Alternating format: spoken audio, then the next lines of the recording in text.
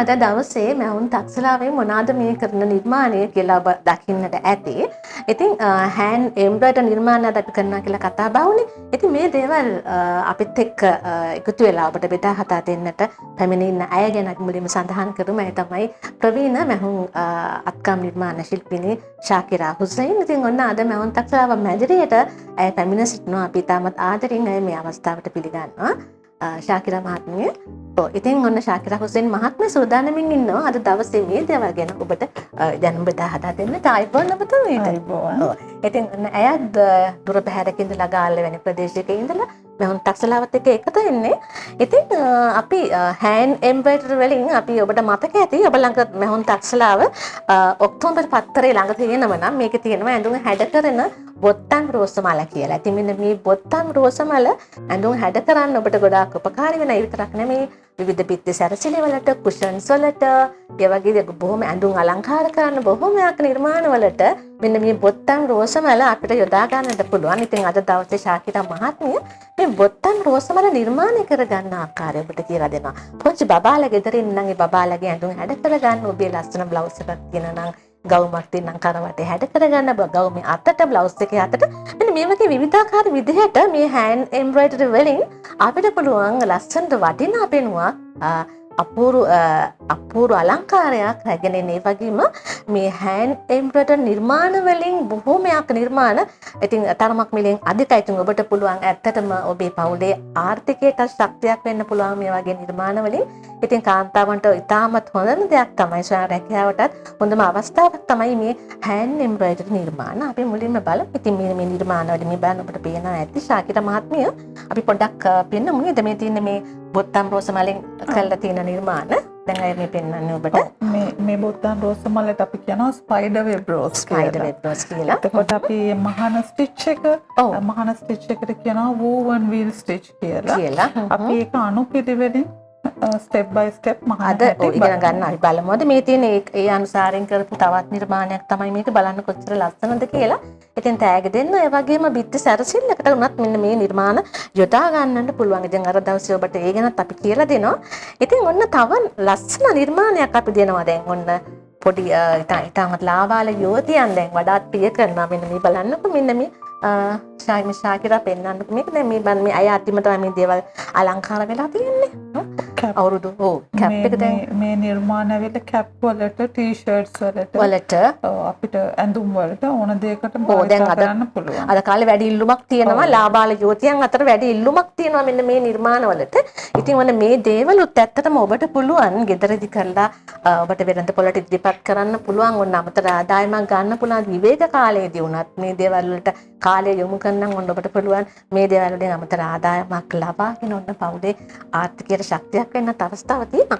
එමුනම් ශාකිරා මහත්මිය අපි අද ඔබට කියලා දෙන්නේ මේ බොත්තම් රෝසමල ගැන. ඉතින් එහෙමනම් ඔන්න සූදානම් වෙන්න පුවත්පතත් ළඟ තියාගන්න මැහුම් තක්සලාව ඔක්තෝබර් මාසයේ කලාපේ ඒකත් එක්ක සූදානම් වෙන්න. අපි දැන් බලමු මේ වෙබ් රෝසමල කියන්නේ මේ බොත්තම් රෝසමල කොහොමද නිර්මාණය කරන්න කියලා. ඔන්න දැන් අවස්ථාව ශාකිරා හුසේන් මහත්මියට. ඔන්න ශාකිරා අපි මුලටම බලමු මේ බොත්තම් රෝසමල නිර්මාණය කරගන්න අවශ්‍ය කරන දේවල් මොකක්ද කියලා. අපි මුලටම අපිට මේ අඟල් 6ක රාමුවක් ඕන. අඟල් 6ක රාමුවක්. ඊට පස්සේ අඟල් 2.5ක ඉඳි කටුවක් ඕන. පොඩි කතුරක් ඕන. කපු කැරලි නූල් ඕන. ඉතින් මෙන්න මේ දේවල් තමයි ඔබ මේකට සූදානම් කරගන්න ඕනේ. ඊට පස්සේ අපි පළවෙනි අදියර විදියට අපි මේකේ අවශ්‍ය රූපය ඇඳ ගන්න ඕන.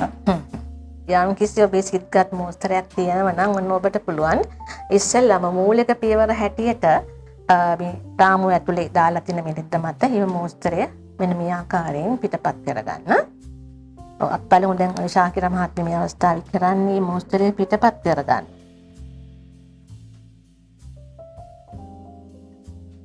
ඒක තමන් කැමති මෝස්තරයක් මෙන්න මේ විදිහට රාමුවේ දාගත්ත රෙද්ද මත පිටපත් කරගන්න පුළුවන්. ඊට පස්සේ අපි ඉදි කටුවට තද කොළ පාට වර්ණය නැටි මහ ගන්න. දැන් මල් ඉත්තක් නම් මුලින්ම අපි නැටි වගේ කොටස් තමයි අපි පළවෙනි අදියර විදියට නැටි තමයි මහ ගන්න. මහ ගන්න. අපි මේ නැට්ටේ මුදුනේ මහන්න පටන් ගන්න. නූල උඩට ගත්තට පස්සේ චුට්ටක් මෙහෙම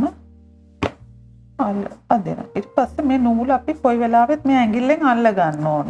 එතකොට පහසුයි. පැටලෙන්නේ නැහැ. හොඳට මහ ගන්න පුළුවන්. මෙන්න මේ ආකාරයට නැටි ටික මහ ගන්න ඕන. එතකොට ඒ මැස්මට මොකද සාමාන්‍යයෙන් කියන්නේ?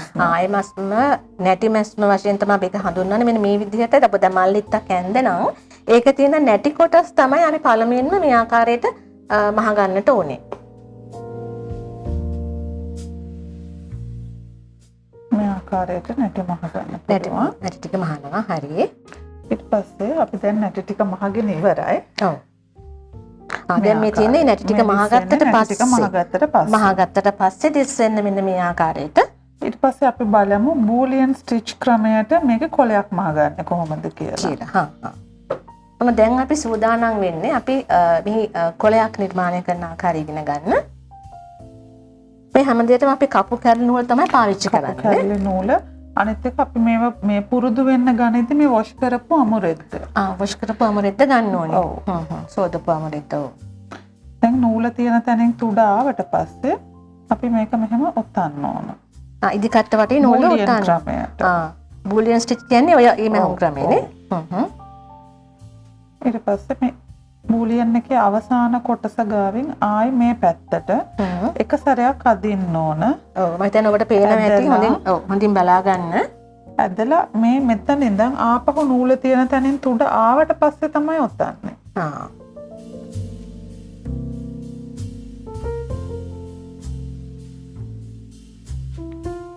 බූලියන් ස්ටිච් කියන මේ ඒ මහුම් ක්‍රමය තමයි දැන් ඔබ මේ ඉගෙන ගන්නේ. අනිත් පැත්තට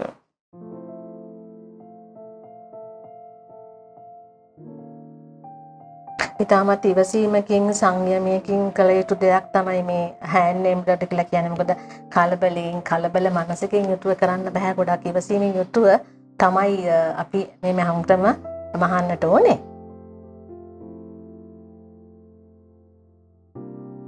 මේ ආකාරයෙන් දෙපැත්තට මේ පැත්තට එකයි මේ පැත්තට එකයි මහන්න.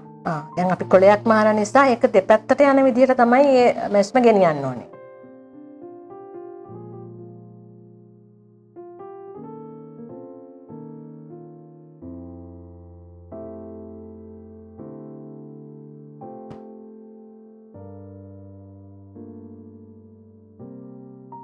එතකොට මේ පොඩි බබාලගේ ඇඳුම් වලටත් ඔය මැස්ම යොදාගෙන ලස්සන මල්ලේම නිර්මාණය කරනවා. මේ අපි කපු කැරළි නූලේ පටවල් 3යි යොදාගෙන තියෙන්නේ. චූටි බබාලට මහති පටවල් ගාන තව අඩු කරනවා. පටවල් 2 හෝ තනිපට වගේ. එතකොට ගොඩාක් චූටියට මැහෙන්නේ.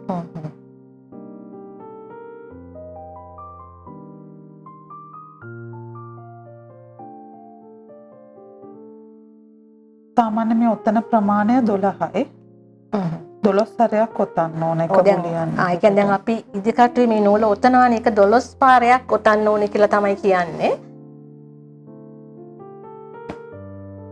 ඒක ක්‍රමයක් තියෙනවානේ නේද? ඔව්.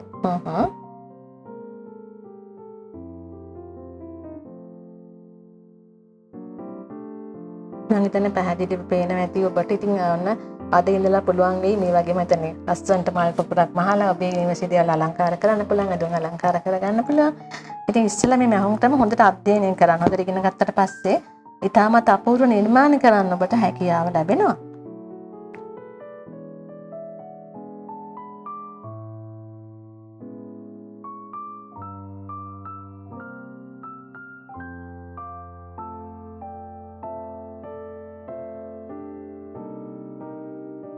දැන් ඔය අපි අද දවසේ කරන්නේ කුඩා මල්ලිත්තක්. නමුත් දැන් ඔබට හිතේ තියෙනවා නම් ඊට වැඩි මහා ලස්සන නිර්මාණයක් හිතේ තියෙනවා නම් මේක අපිට තවත් පුළුල් කරලා මහා ගන්න පුළුවන් නේද?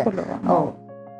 මූලික දැනුම තියෙනම් අපිට ඕන තරම් විශාල පින් ඇඳගෙන ඒක මම හිතන්නේ හොඳ අදහසක්. ඔබට යම් දෙයක් කෙරෙහි දැන් මේ වගේ නිර්මාණය කරද්දී අනිවාර්යයෙන්ම මූලික දැනුමක් තියෙනට මේ මූලික දැනුම තියෙනව නම් ඔබට පුළුවන් බොහොම දේවල් නිර්මාණශීලීව කරන්නට හැකියාව ලැබෙනවා මේ මූලික දැනුමත් එක්ක. ඒ නිසා ගොඩක් උත්සාහ කරන්න මේ මූලික දැනුමත් ඔබට ඒක හොඳට අධ්‍යයනය කරලා ඒ දැනුම ලබා ගන්න. ඔව් අපි දැන් ඔය බුලියන් ස්ටිච් එකෙන් තමයි මේ අපි මේ කොලේ පුරවන්නේ.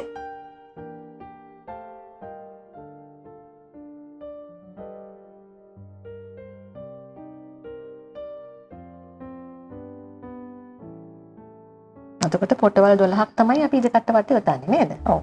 වට 12. වට 12ක් පොතනවා.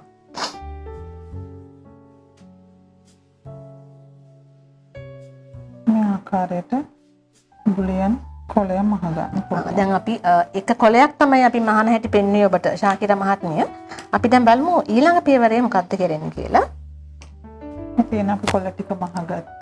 මේ තියෙන්නේ දැන් ඔබ මේ දකින්නේ මේ මහගත්ත කොල ටික. දැන් අපි ඉස්සෙල්ලා එක කොලයක් පෙන්වුවා බුලියන් ස්ටිච් එකෙන් කරන විදිය. මේ ඒ විදියට මහගත්ත මේ නිර්මාණය මේ කොල ඒ විදියට මහගත්ත කොල තමයි ඔබ දකින්නේ. අපි දැන් බලමු වූවන් වීල් ස්ටිච් එක යොදාගෙන මල මහ ගන්න කොහොමද කියලා. දැන් ඔන්න මල මහන්නයි සූදානම් වෙන්නේ. අපි රතු වර්ණය යොදා ගන්න. ඔව් රතු වර්ණය. මම හිතා අපි පත්තරෙත් පෙන්න හතින් රතු වර්ණය නේද? ඔව්.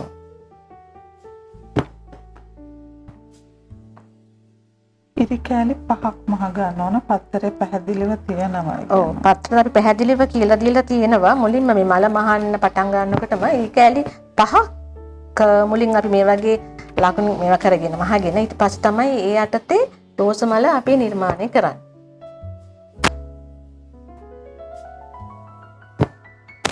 මොකදට මත හුරු නම් ඉතින් අපිට වැඩි වෙලාවක් යන්නේ නැතුව ඔබට මේ දේවල් මහ ගන්න පුළුවන් නේද? ඔව්.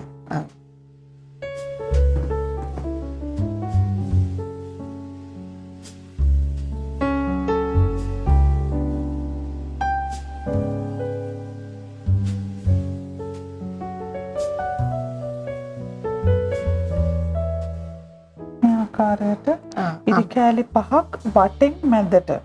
ඉරි කෑලි 5ක් වටෙන් මැදට මහ ගන්නවා. ඊට පස්සේ මේ ඉරි දෙකක් අතරින් ඉදි කට්ට උඩට ගන්න ඕන. ඔව්. එකක් අර එකක් පාස් කරන්න ඕන. එකක් අර මේ අඬු අතහැරලා ඊගාවෙකේ. අපි නැවත පොඩක් ඒ ගැන පොඩි පැහැදිලි කිරීමක් කරනවා නම් දැන් මේ ඉරි කෑලි දෙකක් මැදින් නූල උඩට ගත්තට පස්සේ එක ඉරක් අත්හැරලා ඊගාව ඉර යටින් දාන්න ඕන. මේ ආකාරයට. මෙතන ඔබට පැහැදිලි වන්නට ඇති ඒක හොඳින් බලාගෙන ඉන්නවා නම් හරිම අපූර්වයි. බලාගෙන ඉන්නකොට එකින් එකට නූලෙන් නූල ගෙත්තම් වෙන හැටි හරිම ලස්සනයි. ඉතින් මේ දේවල් ඇත්තටම ඔබටත් පුළුවන් කරන්න. ඉතින් මූලික ධර්ම ලබා ගත්තා නම් ඔබටත් මේ වගේ ලස්සන නිර්මාණ කරන්නට විවේක පාඩු ඉන්න වෙලාවකට එහෙම ඔන්න මේ වගේ නිර්මාණ බොහොමයක් ඔබට කරන්නට හැකියාව ලැබෙවි. ඉතින් ඔබ දැන් පත්තරෙන් දැක්කට පොත්තම් රෝස මල මහාන හැටි දැනන් උන්නේ නැහැ. අපි දැන් මහුන් තක්සලාවෙන් ඔබට පෙන්නන්නේ අද YouTube එක ඔස්සේ මේ පොත්තම් රෝස මල කොහොමද අපි මේ පත්තරේ පේන විදිහට නිර්මාණය කරගන්නේ කියන එක. ඔව් දැන් මේ ඒ විදිහේ මේ රෝස මල තමයි මේ නිර්මාණය කරන්නේ. අපි කවදාවත් කලබල වෙලා මේක හයියෙන් ඇද්දොත් මේ මලේ හැඩ එන්නේ නැහැ. හැඩේ හරිම හික්මීමෙන් කරන්න ඕන වැඩ. අපි මුලින්ම කිව්වෙත් ඒකයි මනා සංයමයෙන් ඉවසීමකින් යුතුව කළ යුතු දෙයක් කියලා මේ හෑන්ඩ් එම්බ්‍රොයිඩරි කියලා කියන්නේ. හදිස්සි වුණාට අපිට මේ දේ ලස්සනට කරගන්න හම්බෙන්නේ නැහැ. ශාකිර මහත්මියගේ නම් අත පොඩක් හයියෙන් යන්න මම හිතන්නේ වඩා පුරුදුින් වෙන්නේ නැති. නමුත් මුලින්ම ඉගෙන ගනිමින් ඉන්නේ එන පුරුදුන කෙනෙක් නම් ගොඩක් හිමින් මුලින් ගොඩක් හිමින් තමයි මහලා පුරුදු වෙන්න ඕනේ. හරිම ලස්සනයි නේද? දැන් ටිකෙන් ටික මල නිර්මාණය වෙන බොත්තම් රෝස මල දැන් මේ දකින්නේ මල නිර්මාණය වෙන විදිය. දැන් අපිට මේ මල මහගෙන ඉවර. අපිට මේ මල තව ටිකක් විශාල කරගන්න ඕන නම් අපිට පිටින් මෙහෙම මහ ගන්න පුළුවන් ටිකක්. තව මල විශාල කරගන්න ඕන නම් තව ටිකක් පෙති එකතු කරගන්න පුළුවන් කියලා කියන්නේ. කරගන්න පුළුවන්. ඕනම ප්‍රමාණයකට තමන්ට මේ මල නිර්මාණය කරගන්න පුළුවන්. එහෙමද? අනිත් එක විශේෂ දෙයක් තමයි වර්ණ ගැලපීම. එකිනෙකට ගැලපෙන වර්ණ තෝරගන්න ඕන. තෝරගන්න. ඒක ගොඩක් මම හිතන්නේ විශේෂයි මේ වගේ දේවල් කරනකොට. ඒකත් ඔබේ නිර්මාණශීලී බවට අයිති වෙන එකක් තමයි වර්ණ ගලපා ගැනීම. මොකද විශේෂයෙන්ම අපි දැන් පේන්ටින් එකක් කරනකොට උනත් මේ වගේ හෑන්ඩ් එම්බ්‍රොයිඩරි එකක් කරනකොට ඒ වර්ණ ගැලපීම මනාව කරන්න ඕනේ නැත්නම් අපි එහි ලස්සනක් අපිට හරියට දකින්න හම්බ වෙන්නේ නැහැ. මේ බලන්න මේ රතු පාට වර්ණ තමයි යොදාගත්තේ මේ මලට. දැන් අපි බොත්තම් රෝස මල කරලා ඉවරයි නේද? ඔව්. දැන් ඔබට පේනවා ඇති දැන් අපි බොත්තම් රෝස් මල දැන් නිර්මාණය කරලා ඉවරයි. මෙන්න මේකේ තියෙන මේ මල මේ විදිහටම නිර්මාණය කරන විදිහ තමයි අපි ඔබට දැන් පැහැදිලි කරේ.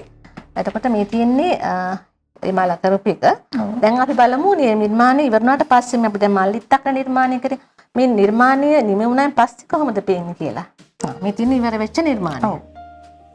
හරි. ඉතින් ඔන්න ඔය විදිහට තමයි ඔය මේ බොත්තම් රෝස මල කරන්නේ. මේ කොළ එතකොට නැටි අපි මුලින්ම නැටි මැහුවා. ඊට පස්සේ කොළ මැහුවා. ඊට පස්සේ ඔන්න බොත්තම් රෝස මලත් මැහුවා. එතකොට මේ විදිහට අපිට ඔබට පුළුවන් ඇඳුම් අලංකාර කරගන්නත් පුළුවන්. ඒ වගේම අපි දැන් වලින් පෙන්වන්නේ මේ දැන් මේ බලන්න මේ බොත්තම් රෝස මල යොදාගෙන තමයි මේක මේ ශාකිරා මේ ළඟදී ආපු ටීචර්ස් ඩේ එකට කරපු බිත්ති සැරසිල්ල අපිට පුළුවන් බර්ත්ඩේ පාටි එකකට මේ විදිහටම හැපි බර්ත්ඩේ කියලා අපේ විශ් එක මේ විදිහටම අහලා හරිම වටිනවා. ඉතින් අපේ අතින්ම අපේ ආදරණීයන්ට කරලා දෙන්න පුළුවන්. දැන් අපි ඇත්තටම අපි සාප්පුවෙන් ගිහිල්ලා අපි ටැග් එකක් ගන්නවට වැඩි තමන්ගේම අතින් මේ වගේ නිර්මාණයක් කරලා දුන්නාම කොහොමද ඇති වෙන සතුටනේ? ඒක අගය කිරීම.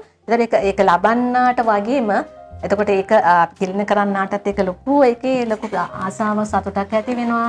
ඒ වගේ මේ වගේ තවත් නිර්මාණ මේ චූටි රෝසස් එහෙමත් ඒකට ඇඩ් කරලා තියෙනවා නේද?